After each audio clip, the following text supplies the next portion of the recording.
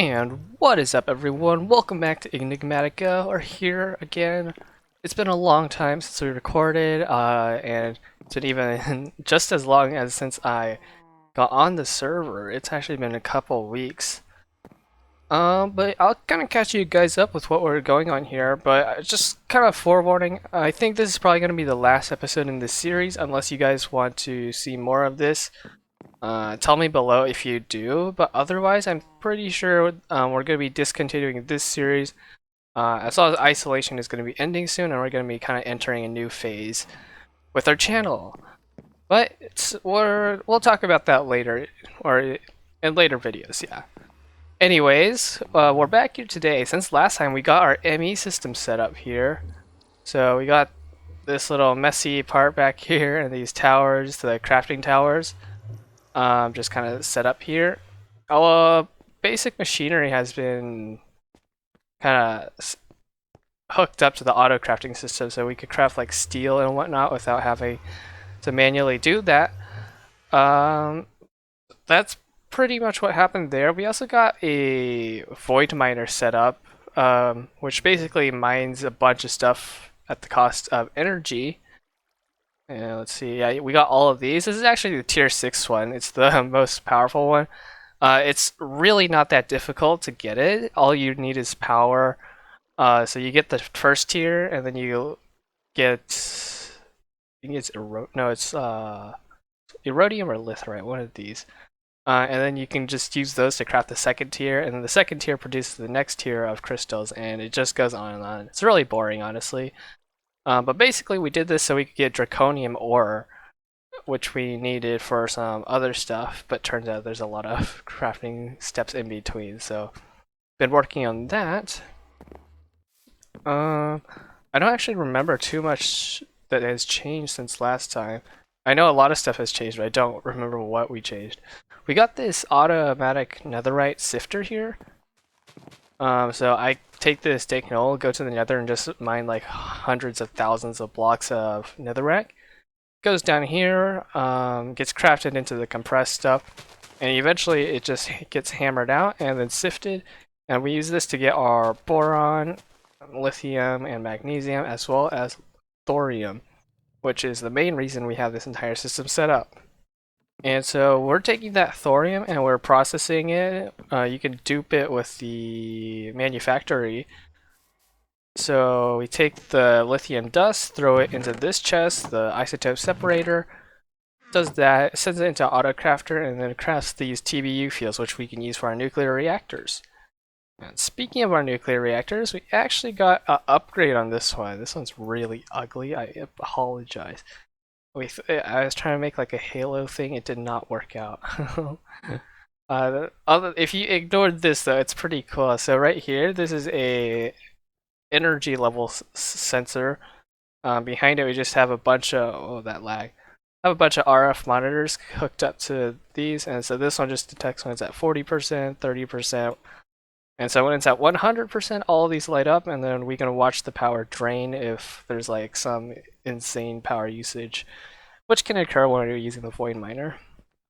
This is our primary energy generator, however, now. It can run on all kinds of fuel, TBU, what do we have in here? TBU, LN, the uranium ore stuff. It can run on most. We don't use the high power one because that has a tendency to generate too much heat, and I don't feel comfortable with that much heat. It does have fail safes in place, as usual, so we have a lot of them. This is like the fail-safe system here. If like too much heat is being produced, this piston pushes it and breaks this torch, so it can't activate the reactor. We have this piston here. If this thing for some reason doesn't stop it, this thing pushes into the reactor and physically breaks it. We have two of those actually. One's right here, and then one's behind this block. Yeah. We have another one right there. This one, whenever it shifts, it also breaks off this, which... What is it supposed to do? Oh, it breaks off this torch, and then this torch turns on, and it permanently stops this from being on if somehow this piston doesn't work out. And there's also a couple fail-safes underneath. I don't quite remember how this one works actually. Oh right, so we have another thing going here, and I think I set this up because the chunk boundaries. So these pistons are actually on the other side. So in case for some reason the chunks are loaded differently, we have a completely separate system for breaking the loop, which is right here. This thing would pop that off, which in turn would cause the piston to contract, like so, and now it's unable to be powered. And so that's how that kind of works. It's really complicated, but I think this is like really fun for me to build. And yeah, for a TBU it's fine because it doesn't produce any heat. This thing is completely safe for TBU fuel, lead fuel, and the uranium fuel. So that's great. We'll get to those in a second. And so over here we actually have our fuel processing station. It should be automated, honestly, with ender chest, but I haven't done that yet. Basically, you just take the depleted ore. Let me grab some depleted casings. Here. Oh, I forgot to show this off, actually. Along the paths, we have these systems that trigger if the system is at too high energy, like right here as well. These just detect when there's too much energy inside and it'll shut it off manually. But how this one works is basically you take this TBU fuel, put it in here.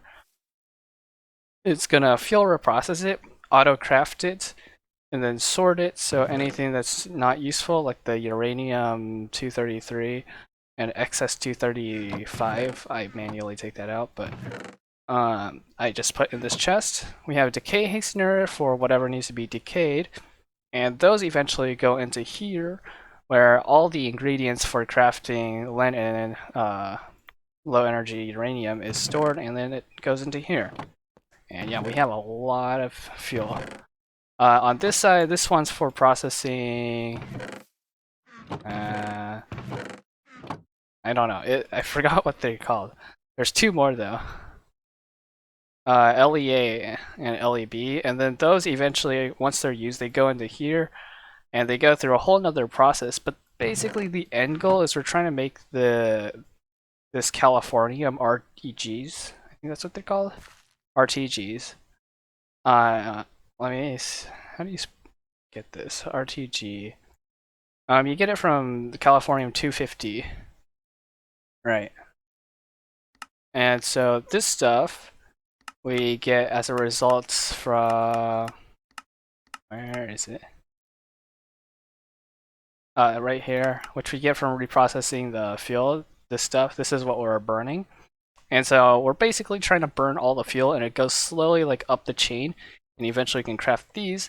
And these are useful because they passively create 750 RF a tick constantly, and we feed them into these advanced power cells. And when you see we have a decent amount of them here, I think this is producing about 50,000 RF per tick, which is, it seems a lot, but I think that's only a fraction of what this thing's making. Yeah, this one's making 260,000 RF a tick. And that's kind of all of that. That's how we're getting our power. If you're wondering what this is, by the way, this is a wither killing chamber. It's a little bit extravagant, but this is just in case so I can AFK. These are all wither-proof blocks, and these are shielding barriers. There's a video explaining how to do this. If I remember, I'll link it in the description on how to create an auto wither killer. Basically, you have a spawner down here with the syringe to spawn a wither, and we feed it the materials it needs through these matter beamers. And once it spawns, it's gonna suffocate and die by this damaging shield projector from RF tools. And then this one down here is just to contain it. And I made some modifications because the wither kept on blowing up the matter or the spawner. So I just covered the bottom up with shield blocks and it works perfectly fine. So yeah, that's pretty much what happened there. I guess I kind of want to get to the main topic of today's video. What I'm probably one of the most proud things I did is, if you guys notice, we actually have Ploughman's lunches now, and look at my nutrition all maxed. Now we actually have quite a lot of Ploughman's lunches. And so we have an automated system for generating it. So up here, the top layer, we got a soybean farm, and we have these sprinklers by Cyclic to massively speed up growth. If you guys don't have this, you should use it. It's insane. Don't need you. And then down here, it's very messy, I apologize. We have the crafting stations here, as well as this is our wheat farm. This is how we get the dough and stuff, although the dough can also be crafted with the soybeans. Or the flour, and then the flour gets processed eventually into bread. Over here we have a salt generator. So this thing creates salt, and this thing makes the dough. So it takes the flour, salt, water, and a mixing bowl, and then it takes that, pumps it into here to get the dough. What happens to the dough? I actually don't remember. Oh, the dough gets sent back here, right? And it creates bread, and the bread is sucked up and sent to the first ingredient, which is back here. And so we have an entire chest full of bread. And so here's the recipe for Ploughman's lunch, by the way. So we got bread, apples, cheese, sweet pickles, onions, boiled eggs, and then a type of bacon. And we're using cooked tofu bacon, which you can create using tofu, which you can create using soybeans. And so everything here can be made from like a lot of different things. And the cheese is also made from soybeans, because there's a type of cheese that you can make. Can I find it? I think it's just the default looking cheese. This one. You take soy milk and salt in a pot and you can make cheese. And so those processes are all automated. Let me throw away this bread.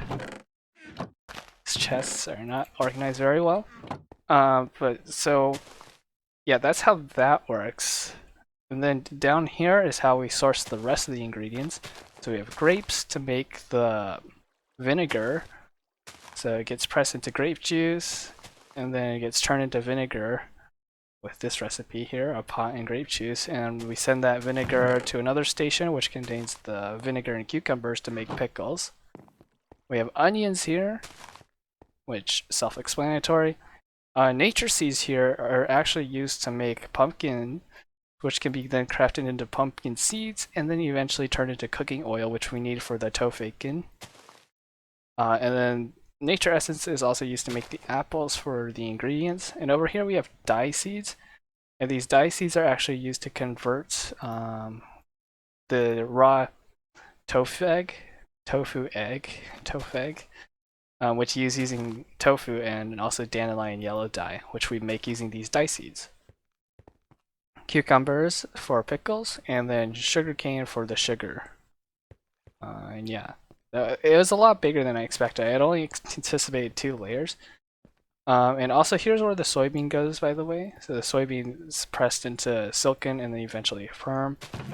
We have a recycler here, which just recycles the... what are they called? They're like the wheat grains? Grain baits. Yeah. Grain baits? The grain baits are a byproduct, which just go into the recycler and pumped into this ender chest, which we might use eventually. And once all those products are harvested, they get auto-crafted in their respective area, and then they get sent here. So we have all the ingredients, and then eventually they're put into this single crafter, which creates the Ploughman's lunch, and there we go. I'm actually really happy with this. This thing makes about 4 stacks of Ploughman lunches an hour, and probably could be done faster if I fix some of the things with it, but honestly it's really cool. I think I'll make a little bit like an individual video showcasing it off later, but yeah. Other than that, we have some other things like Rainbow's been doing some blood magic, but I haven't really messed around with that. Thaumcraft as well, I haven't messed with that either. Um, but yeah, that's kind of all the progress that we've been doing so far. There's a lot more, but I don't think that's gonna really fit in this video, and I kind of just want to have a good finale. Also, we have a UU machine here, which basically siphons a little bit of power out of here. We purposely are using this advanced universal cable, which transfers a lot less energy into the ultimates. Goes in the Maverick Fabricator to produce UU matter. Yeah, 100 buckets right now. Pretty good. We can use this to duplicate the machine frames, by the way. Also, why is everything else super expensive? Like one chest, 8.21 buckets. This one's only 26 millibuckets. Insane. But yeah, anyways guys, thank you for watching. If you guys do want to see more, tell me down below. But other than that, this series is probably going to come to a close just because of a bunch of different reasons. And especially since I have to host this server myself, it's pretty resource intensive.